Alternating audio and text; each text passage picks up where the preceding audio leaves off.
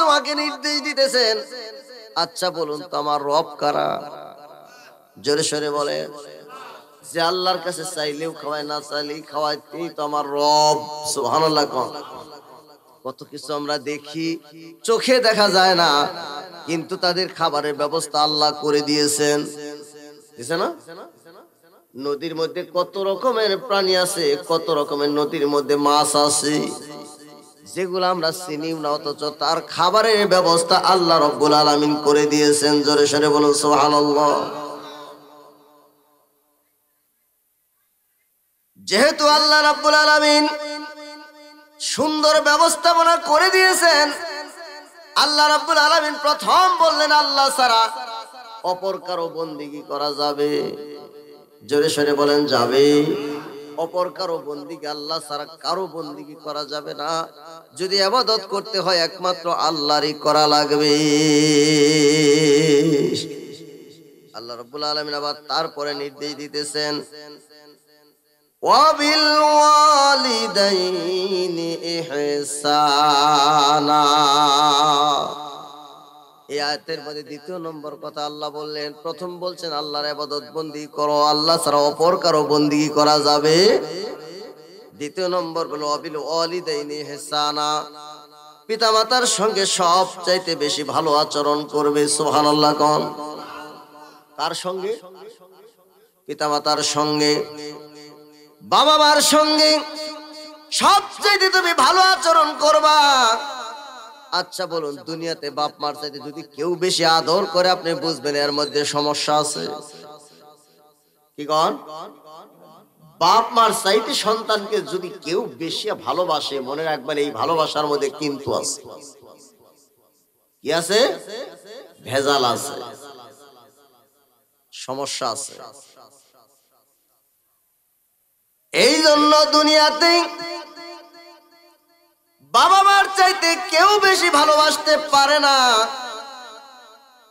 বাবা মা হলো সবচাইতে, বাবা মার ভালোবাসার মধ্যে কোনো স্বার্থ থাকে না, থাকে কোনো স্বার্থ নাই, আশা নাই, আকাঙ্ক্ষা নাই।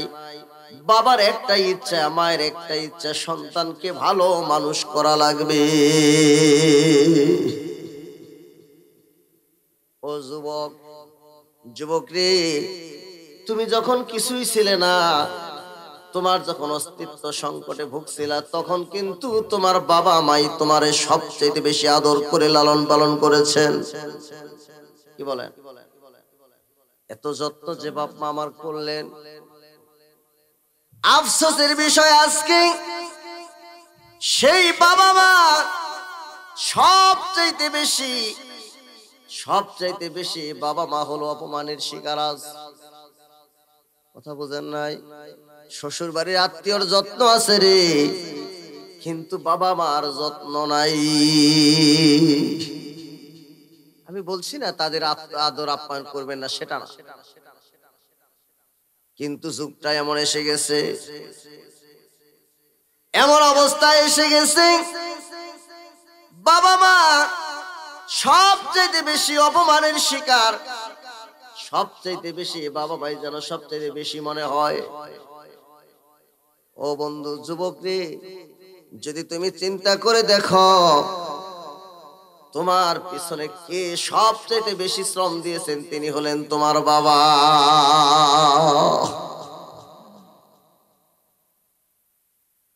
এজন্য আল্লাহ রসুলের দরবারে, আল্লাহ রসুলের কাছে এক যুবক এসে নালিশ করলো, ইয়া রাসূলুল্লাহ, আমি যা কিছু কামাই রুজি করি সব আমার বাবা নিয়ে যায়। আল্লাহ রসুল বলেন, তোমার বাবারে আমার কাছে ডাকায় নিয়ে আসো। তার বাবারে নিয়ে আসে, লাঠিতে ভর দিয়ে বৃদ্ধ মানুষটা রসুলের দরবারে এসে হাজির হয়ে গেছে। আল্লাহ রসুল তাকে জিজ্ঞেস করলেন, মুরব্বীকে জিজ্ঞেস করলেন, ও মুরব্বী, এই যে যুবক কি হয় আপনার? কয়, আমার ছেলে। আপনার ছেলে যা কিছু কামাই রুজি করে সব আপনি কেন নিয়ে নেন? এইবার বৃদ্ধ লোকটা চোখের পানি ছেড়ে বলতেছে, ইয়া রাসূলুল্লাহ, আমার যখন সামর্থ্য ছিল, আমি যখন কামাই রুজি করেছি, আমার কামাই রুজি করা টাকা থেকে আমার এই সন্তান নিয়ে অকাতরে সন্তান ব্যয় করেছে, কোনদিন আমি বাধা দেই নাই।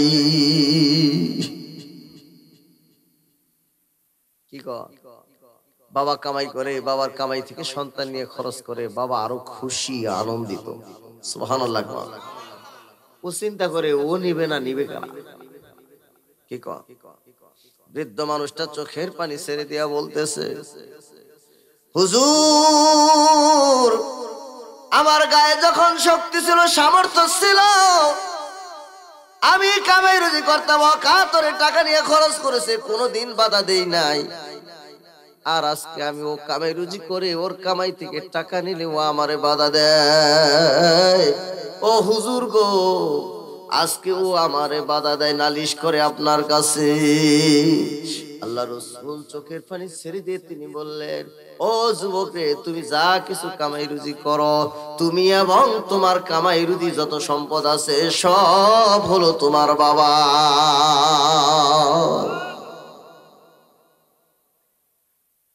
খেদমতে মা দর পে দর কোন ইখতিয়ার, খেদমতে মা দর পে দর কোন ইখতিয়ার, তাকে বাসি দর্দ আলম বখতিয়ার। ও বন্ধু মুসলমান, বাবা মার খেদমত তোমরা যদি করতে পারো, তাহলে মনে রাখবা বাবা মার খেদমতের কারণে আল্লাহ তোমাকে জান্নাতের মতো সুন্দর ব্যবস্থা করে দিবেন। সুবহানাল্লাহ। জান্নাতের সর্বোচ্চ মাকামে তোমাকে স্থান দিবে শুধু তোমার বাবা মার কারণে। আল্লাহ রাসূল হাদিসে বলেন, যার ঘরে বাবা আছে তার ঘরে যে একটা জান্নাত আছে, যার ঘরে বাবা মা উভয় আছে তার ঘরে যেন দুইটা জান্নাত আছে। জোরে সরে বলুন সুবহানাল্লাহ।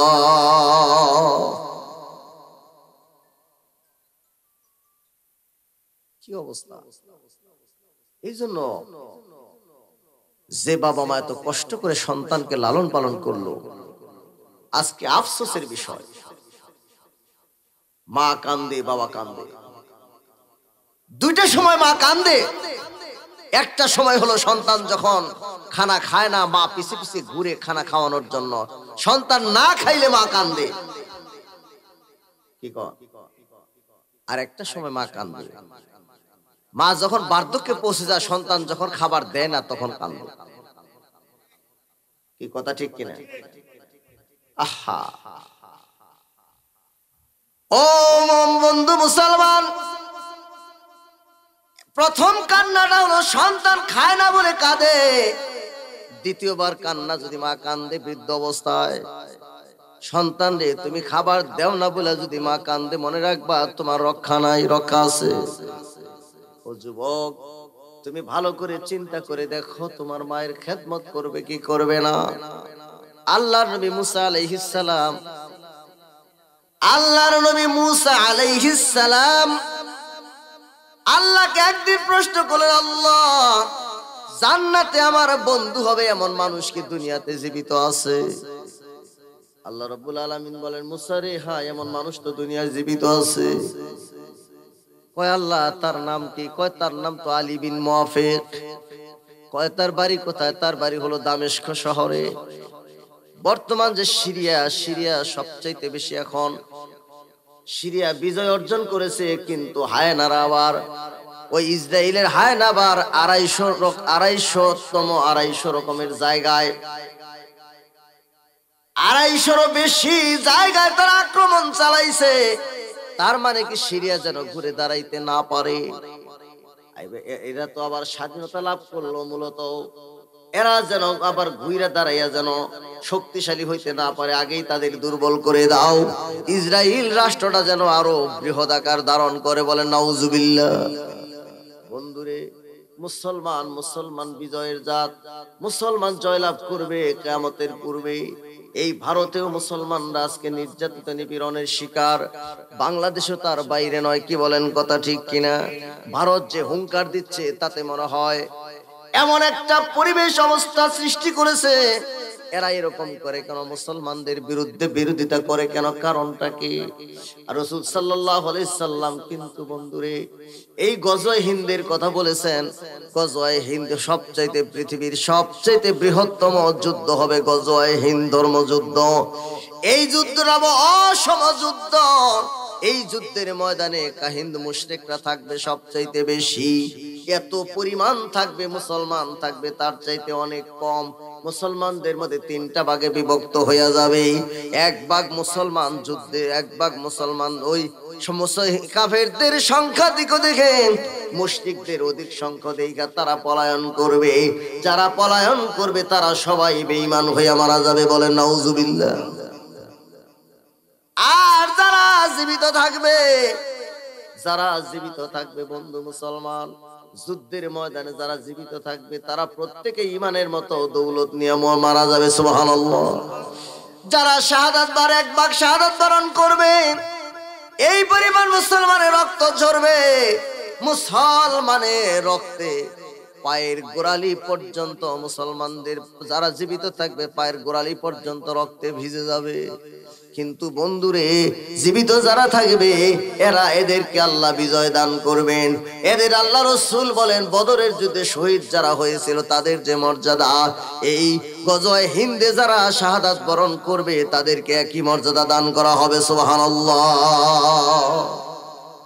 আশা করেন আল্লাহ আমি জীবিত থাকতে, আমি নিজে নিয়ত করেছি আল্লাহ আমি জীবিত থাকতে যদি আমি জীবিত থাকতে যদি আমি এই গজওয়ে হিন্দ পাই, আমি যুদ্ধে শরীক হব, আমি যুদ্ধে শরীক হব, কি শাহাদাত বরণ করি আর আমি বেঁচে থাকি, আমি নিয়ত করেছি। আপনারা নিয়ত করেন, আপনারা এই নিয়ত আপনারা করেন।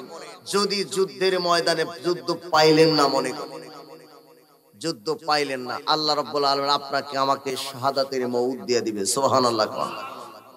আল্লাহর কি সওয়াবের কম আছে? জোরে সরে বলেন কম আছে? বাড়ির থেকে যারা আসছেন আজকের এই মাহফিল একেবারে শেষ রজনী পর্যন্ত, ফজরের নামাজ পর্যন্ত হবে, রাজি আছেন তো? হ্যাঁ, মুরব্বী কিছু কথাবার্তা বলতেছে না, তারা চিন্তা করতেছে হুজুর বলেন কি, একটু পরেই জামুগা নিয়ত করেছি নাকি। তবে নিয়ত করেন আল্লাহ ওই ফজর পর্যন্ত ঘুমাইয়া থাকলেও যেন আল্লাহ সওয়াব দেয়, সুবহানাল্লাহ। কথা বুঝছেন? ইন্নামাল আমালু বিন্নিয়াত। নিয়তের গুণে মানুষের কর্মফল নির্ভর করে, নিয়তের উপরেই মানুষের মূলত কর্মের ফল আল্লাহ দিয়ে দিবেন। শাহাদাতের তামান্না যার মধ্যে না থাকবে ওই লোকটার মউত হবে জাহিলিয়াতের মউত। আপনি কি চান জাহিলিয়া যুগের জামানায় যারা ঈমান হারা হয়ে মারা গেছে, ঈমান যাদের ছিলই না, তারা যেভাবে মরছে আমি সেইভাবে মরি? জোরে সরে বলেন।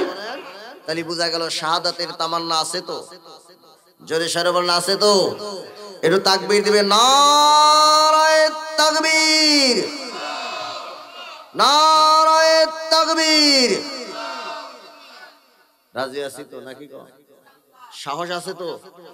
মুসলমান সাহসে বীর যোদ্ধার জাত। মুসলমান মৃত্যুকে বরণ করে নেয়, মুসলমান ভয়ে যুদ্ধক্ষেত্র থেকে পলায়ন করে না।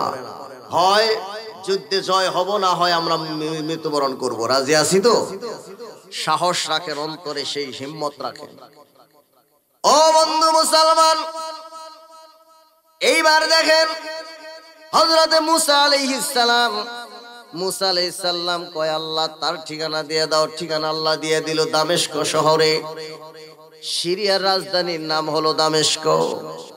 এই দামেস্ক শহরের মধ্যে এই লোকটা লোকটা কি করে?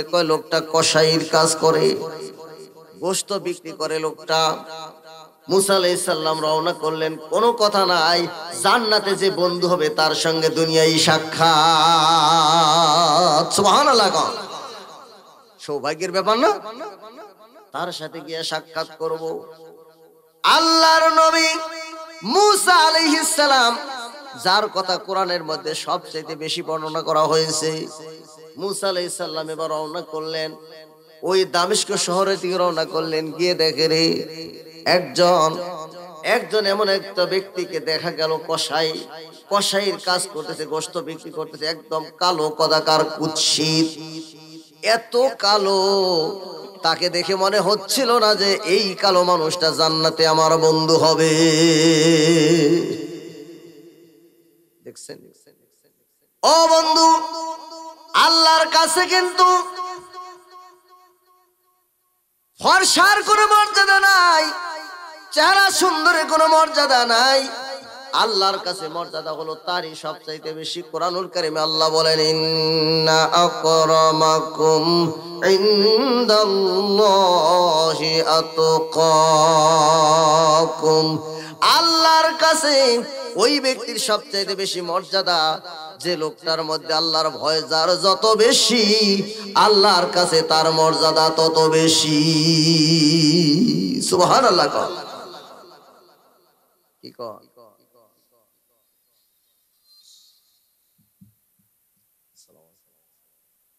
মাহফিল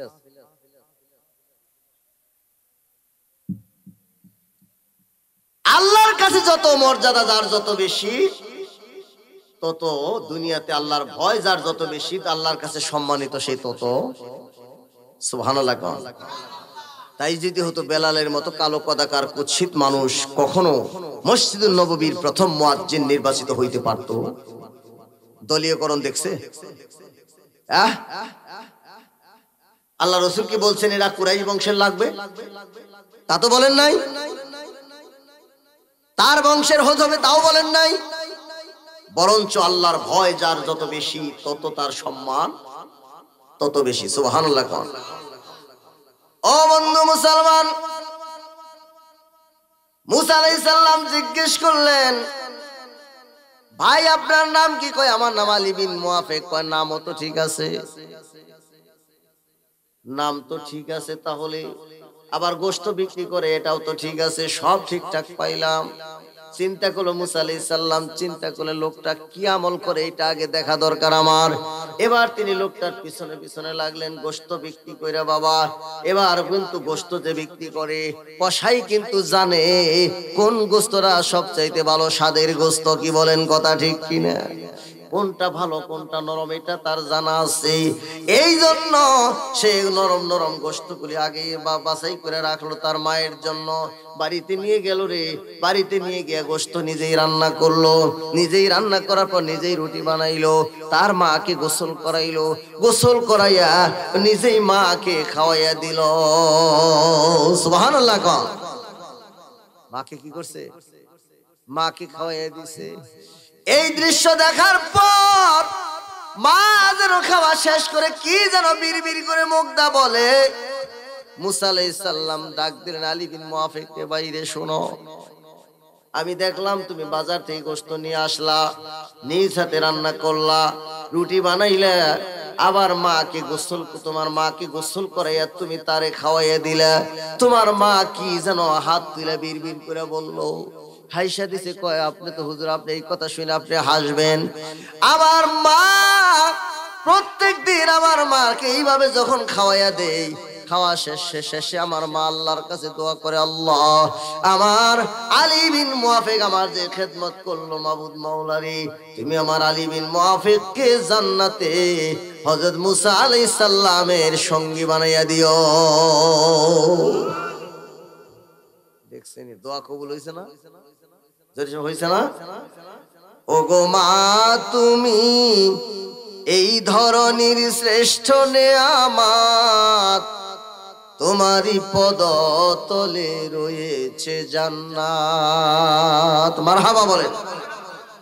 ও গো মা, তুমি এই ধরনের শ্রেষ্ঠ নেয়ামত, তোমারই পদতলে রয়েছে জান্নাত।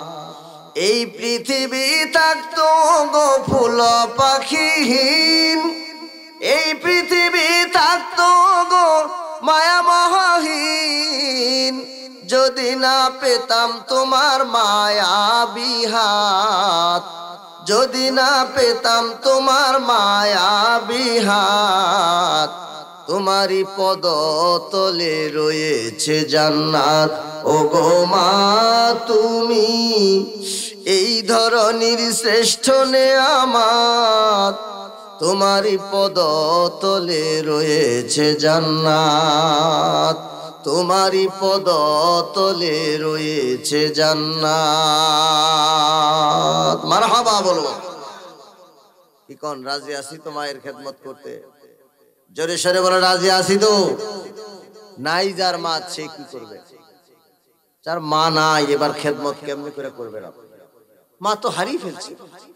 যখন ছিল বুঝেন নাই, এখন বুঝছেন যে হারে মায়ের খেদমতটা কেমনে করে করি। আল্লাহর রাসূল এইটার জন্য কয়েকটি নিয়ম পদ্ধতি বলে দিয়েছেন। রাসূল সাল্লাল্লাহু আলাইহি সাল্লাম বলেন, তুমি তোমার মায়ের খেদমত করতে পারো নাই, ও যুবক, তোমার মা যাকে ভালোবাসতো তুমি তার খেদমত করো। আছে না? মা নাই কিন্তু খালা আছে, আছে তো? মা নাই খালা আছে, খালা নাই তোমার চাচি আছে, ফুফি আছে, তার কাছে যাও, গিয়ে বলো খালা এই যে একটা মিষ্টি আনলাম তুমি খাও আমার মায়ের জন্য, তুমি দোয়া করবো। সুবহানাল্লাহ। বাবা বাবা নাই কিন্তু বাবার বন্ধু আছে, বাবার বন্ধুর কাছে যাও, আমার বাবা তো আপনার বড় ভালোবাসতো, আমার বাবার জন্য আপনি দোয়া করবেন, আমার তার সঙ্গে সবচেয়ে সুন্দর আচরণ করো, তাহলে দেখবা তোমার বাবার খেদমত করেছো বলে গণ্য করা হবে। 2 নাম্বার হলো বাবার জন্য ইসালের সওয়াব করো। মা নাই, মায়ের জন্য কিছু ইসালের সওয়াবের ব্যবস্থা করে দাও। মায়ের জন্য কবরের পাশে দাঁড়াও, দাঁড়াইয়া সূরাতুল ফাতিহা পড়ো, সূরাতুল ইখলাস পড়ো, সূরা পারলে সূরাতুল ইয়াসিন পড়ো, দরুদ শরীফ পড়ে মায়ের জন্য 2টি হাত তুলে আল্লাহর দরবারে দোয়া করো, আল্লাহ রব্বির হামহুমা কামা রব্বায়ানি সগীরা।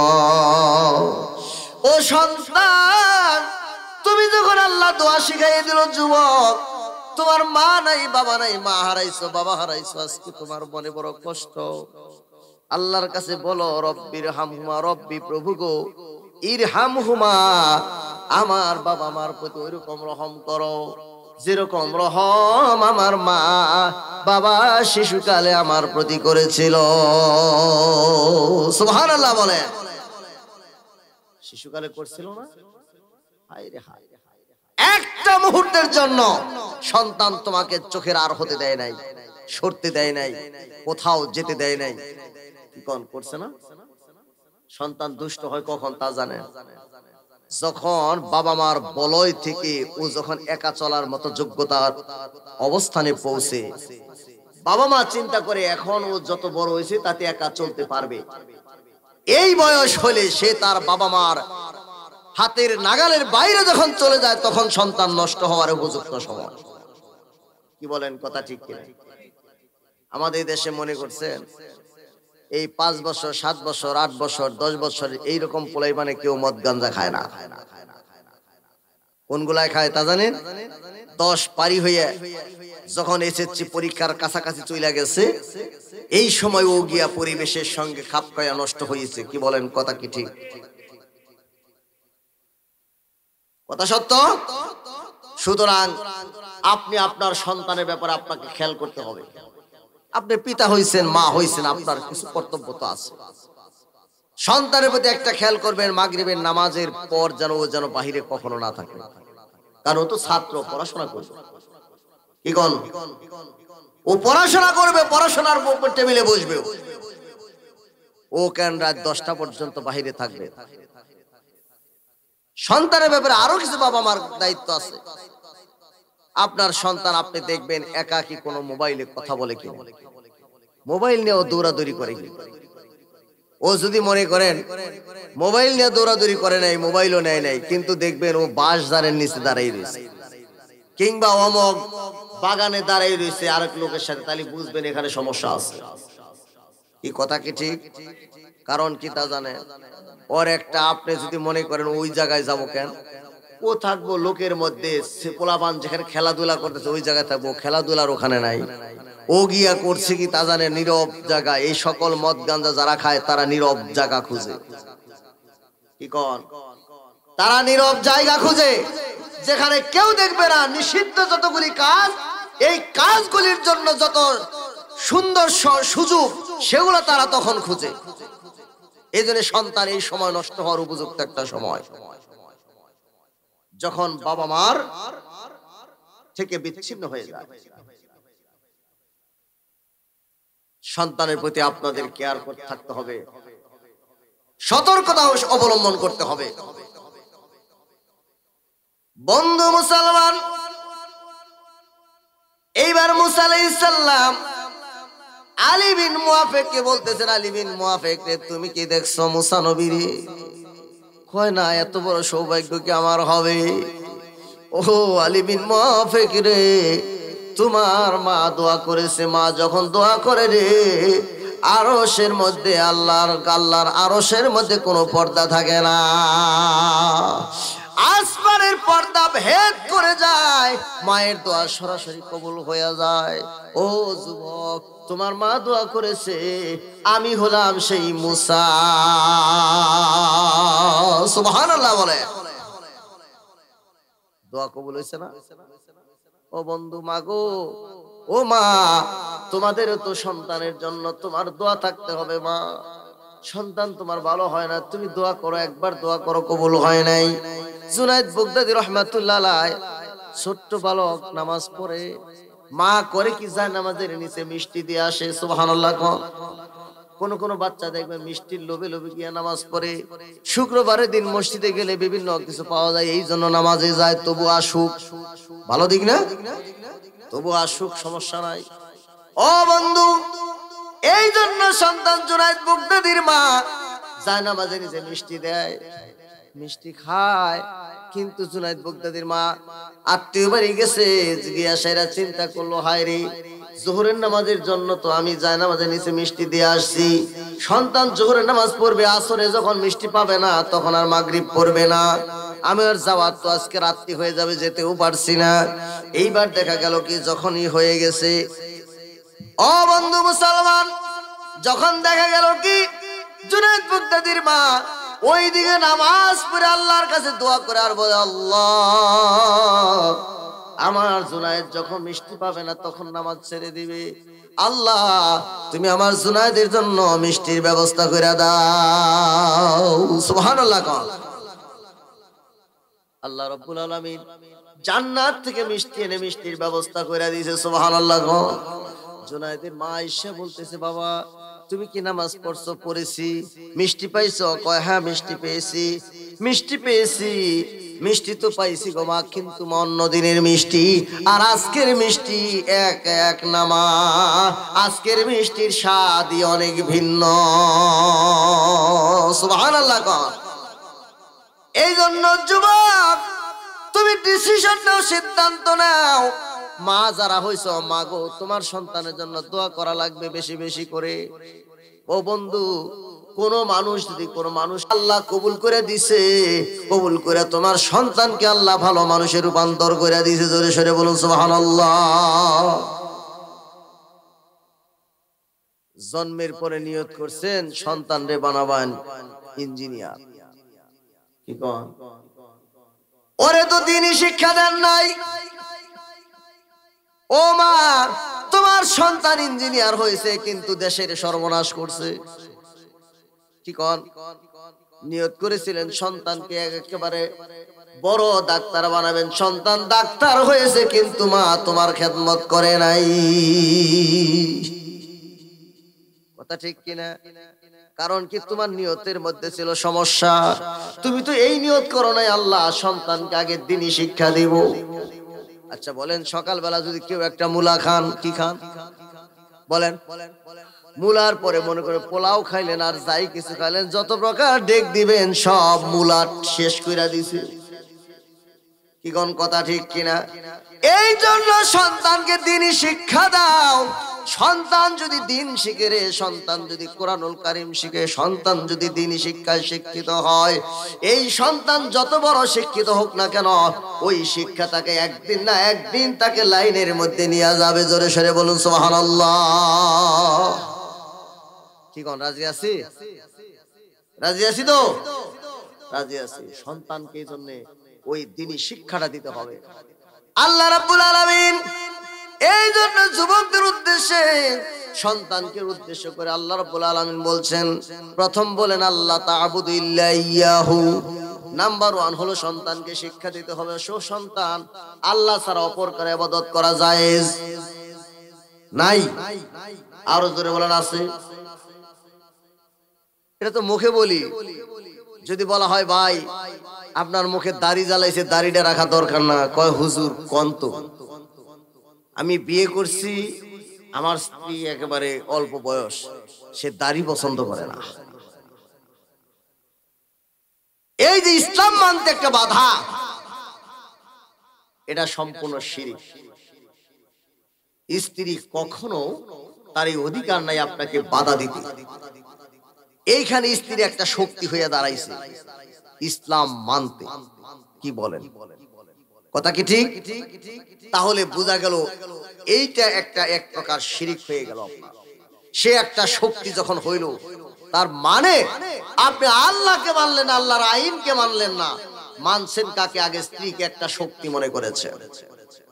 কি কোন কথা ঠিক কিনা? অনেকেই আমরা কিন্তু এইদিকে বন্দী হয়ে আছি কি আছি না? আচ্ছা বলেন, এই জন্য বন্ধু নাম্বার 1 হলো সন্তানকে শিখাইতে হবে আল্লাহ তা'বুদু ইল্লা ইয়াহু, আল্লাহ ছাড়া অপর কারো ইবাদত করা যাবে না। হাদিস শরীফ এসেছে বন্ধু, ও বাবা মা তুমি তোমার সন্তানকে শিশুকাল থেকে তো শিক্ষা দাও নাই, নামাজ শেখাও নাই।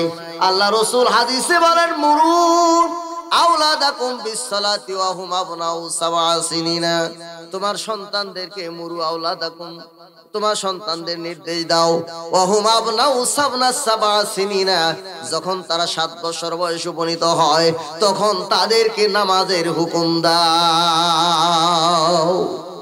কয় বছর? আরো জোরে বলেন। আল্লাহ রাসূল বলেন, ওয়াজরিবুহুন্না, তাদেরকে প্রহার করো, মারপিট করো, মাইরা হলে তাদেরকে নামাজে নিয়ে যাও। ওয়া হুম আশারা সিনিনা, যখন তাদের বয়স 10 বছরে উপনীত হয়। কয় বছর? 10 বছর। এই জন্য নামাজের জন্য কেউ সন্তানকে মারছি বলে প্রমাণ পাওয়া যায় না। কোন কথা ঠিক কিনা? নামাজের জন্য সন্তানে মারছেন এরকম কোন প্রমাণ পাওয়া যায় না। ও বন্ধুরে, আল্লাহ রাসূল হাদিসে বলেন, আউয়ালু মা ইউহাসাবু বিহিল আবদু ইয়াউমাল কিয়ামাতিস সালাহ, কিয়ামতের দিন আল্লাহ সর্বপ্রথম নামাজের হিসাবটা নিয়ে নেবেন। সুবহানাল্লাহ। কত ফজরের নামাজ আবার আপনার থেকে কত হয়ে গেছে আমরা জানি কত নামাজ কাজা হয়ে গেছে, কত ফজর ঘুমে চলে গেছে। এই জন্য কাজী নজরুল ইসলাম বলেছেন, ঘুমাইয়া কাজা করেছি ফজর, ঘুমাইয়া কাজা করেছি ফজর, তখনও জাগিনি যখন জোহর, হেলায় খেলায় কেটেছে আসর, মাগরিবের ওই শুনিয়া যান, জামাত শামিল হওরে সাথে, এখনো যে জামাতে আছে স্থান। কেমন করে ঘুমাও তুমি, কেমন করে ঘুমাও তুমি, ফজর করে কাজা, এমনও তো হতে পারে জোহরে জানাজা, এমনও তো হতে পারে জোহরে জানাজা। মুসলিম হয় না জন্ম নিলে মুসলমানের ঘরে, কাফের মুমিন তফাতটা হয় নামাজের উপরে, মুমিন সালাতের উপরে। এই জীবনে সালাত যেন, এই জীবনে নামাজ যেন হয় না কবু কাজা, এমনও তো হতে পারে জোহরে জানাজা, এমনও তো হতে পারে জোহরে জানাজা।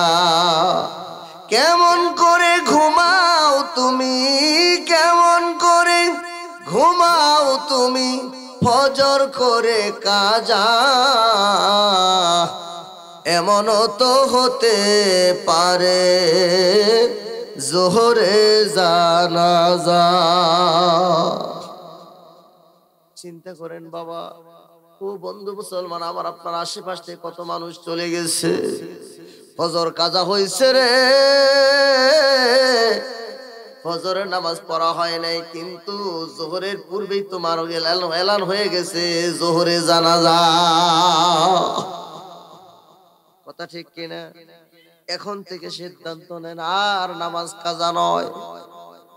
ও বন্ধু মুসলমান, এই জন্য সন্তানদেরকে শিক্ষা দান, সন্তানদেরকে শিখান বন্ধু, নামাজ শিখান, নামাজ শিখান। বাবারে, যখন সন্তানের মধ্যে আদব শিক্ষা দিবেন, এই সন্তান তখন কি হবে? আল্লাহ রাব্বুল আলামিন ওয়া কাদা রাব্বুকা আল্লা তা'বুদু ইল্লা ইয়াহু ওয়া বিল ওয়ালিদাইনি ইহসানা ইম্মা ইয়াবলুগান্না ইনদাকাল কিবারা আহাদুহুমা। কোন সময় বাবা মার খেদমত করবা? এমন একটা সময় আছে রে, যখন বাবা মা চলতে পারে না, কামাই রুজি করতে পারে না, আছে না সময়? কামাই রুজি করতে পারে না, কোনো কিছু দিলেও নিতে পারে না, বাজারেও যাইতে পারে না, অবস্থাটা অত্যন্ত শোচনীয় হয়ে গেছে। এই জন্য ওই সময় কি করবা? ওই সময় তোমরা সব চাইতে বেশি বাবা মার খেদমত করবা। জোরে সরে বলুন সুবহানাল্লাহ। আল্লাহ আল্লাহ রসুলের কাছে এক সাহাবী জিজ্ঞেস করলো, ইয়া রাসূলুল্লাহ, খেদমত করব কার? আল্লাহ রসুল বলেন, ক্বালা উম্মুকা, তোমার মায়ের। সুবহানাল্লাহ কোন? সাহাবী জিজ্ঞাসা করলো, সুম্মা মান, তারপর কার? এবার রসুল বলেন, ক্বালা উম্মুকা, তোমার মায়ের। এরপর জিজ্ঞাসা করলো, সুম্মা মান, তারপর কার? আল্লাহ রসুল এবার বলেন, ক্বালা উম্মুকা, তোমার মায়ের। এইখানে তিনবার বলছেন মায়ের কথা। কয়বার? আরো জোরে বলেন, কয়বার? তিনবার মায়ের কথা বলার কারণ হলো কি জানেন? মা জীবনে 3টা কষ্ট করেছে রে, এমন একটা কষ্ট, 10 মাস 10 দিন সন্তানকে পেটে বোঝা বহন করেছে। ও বন্ধু, বিজ্ঞান প্রমাণ করে মায়ের পেটে যখন সন্তান থাকে, একবার দুইবার নয়, সন্তান ৮৬,০০০ বার মায়ের পেটে, মায়ের কলিজার মধ্যে সন্তান লাথি মারে। যেদিন সন্তান প্রসব হবে, ওই দিন এমন একটা পর্যায়ে অবস্থা হয়, ওই দিন সন্তান মায়ের কলিজায় লাথি মেরে কলিজাটা 2-3 ইঞ্চি উপরে উঠাইয়া বুকের সঙ্গে লাগাইয়া দেয়। মার তো চিৎকার পেরে কান্নাকাটি করে প্রসব ব্যথা শুরু হয়ে যায়। 3টা কষ্ট মা করে, কষ্টের সঙ্গে দুনিয়ার কোনো মানুষ শরীক থাকে না। এই যে 10 মাস 10 দিন পেটে বোঝা বহন করেছে বাবা, আশেপাশে লোকজন চাইয়া দেখতে পারে, তাকায় দেখতে পারে মায়ের কষ্টে, বাহির থেকে আফসোস করতে পারে, কিন্তু মায়ের এই কষ্টের সঙ্গে শরীক হতে পারে না। কি কোন পারে? এই কষ্টের সঙ্গে শরীক হতে পারে না। 2 নাম্বার, প্রসব ব্যথার কষ্ট। বাবারে, অনেক মানুষ যতই আফসোস করুক, কিন্তু মায়ের ওই প্রসব ব্যথার কষ্টের সঙ্গে কেউ শরীক থাকতে পারে না। 3 নাম্বার কষ্ট হলো, মা 2 বছর পর্যন্ত সন্তানকে রাত্রি জাগরণ করে, সবাই বাড়ির আশেপাশে ঘুমায়, মা ঘুমায় না। এই বাচ্চাটা 2টা বছর যখন দুগ্ধ পান করে, মায়ের শরীরটা একদম কাবু হয়ে যায়। কি বলেন, কথা ঠিক কিনা? রাতের বেলা ঘুমাইতে পারে না, ঘুম থেকে জাগ্রত হয়েও ঘুমস ঘুমাই 2টা বছর পর্যন্ত সন্তানকে দুগ্ধ পান করায়। এজন্য রাসূল সাল্লাল্লাহু আলাইহি সাল্লাম 3 বার বলছেন মায়ের কথা, আর 1 বার বলছেন তার বাবার কথা। সুবহানাল্লাহ। রাসূলের হাদিস এই জন্য, আল জান্নাতু তাহতা আকদামিল উম্মাহাত, মায়ের পায়ের নিচে সন্তানের জান্নাত। সুবহানাল্লাহ কোন? সুবহানাল্লাহ কোন? সন্তান যারা আছেন, মাকে এরকম সম্মান করা আমরা শিখি। আল্লাহ আমাদের সকলকেই এই মা বাবার হক আদায় করার তৌফিক দান করুন। সকলে বলি আমিন।